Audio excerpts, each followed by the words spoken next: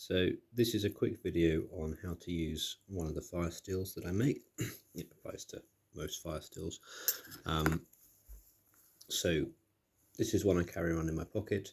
You'll notice that the paint has worn off quite a bit on this, and the striker is a lot shinier than the ones that haven't been used before. So the ones that haven't been used before have a thick layer of oxide on the outside, so you need to scrape through that before they'll start working. And then these strikers actually work better once some of this paint has worn off, but will work with it on. So it depends whether you're left or right-handed, but when you feel the striker, you'll notice that there is a rough side and a smooth side. So this is a smooth side here,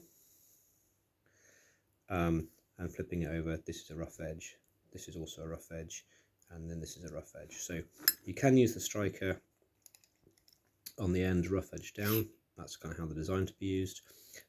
As a left-hander, I tend to then actually use a side of it.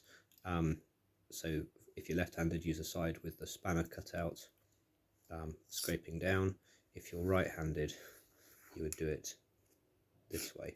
And so you need about a 45-degree angle, and you need to be pressing down quite hard. So initial scrape normally doesn't do anything, but hopefully you're seeing lots of sparks there. So that's doing it the right-handed way. This is the left-handed way.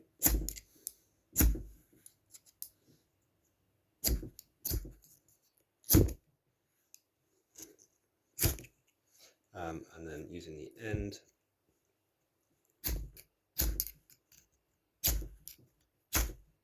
So what I'm doing is starting at an angle, and I'm pushing up with the hand holding the fire steel and down with the hand that's holding the striker. And as I do that, I'm also doing a flicking motion.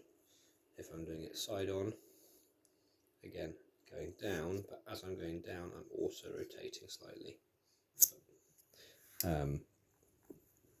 Yeah, and the same with this one. But start off making sure you've got roughly a 45-degree angle. Sometimes a 30-degree angle will work as well. But I hope you enjoy your fire steel and managed to light lots of fires with it. One of the things that I'll use to put the sparks onto for lighting a fire is a little bit of cotton wool, or you can use tampons. They're quite good if you spread out a little bit of the stuff in one of those. Or if you want something a bit more natural, if you find a silver birch tree, one that's in sort of decent health, will hopefully have thin strips of bark peeling away from it. It's really papery thin, almost tissue paper thin.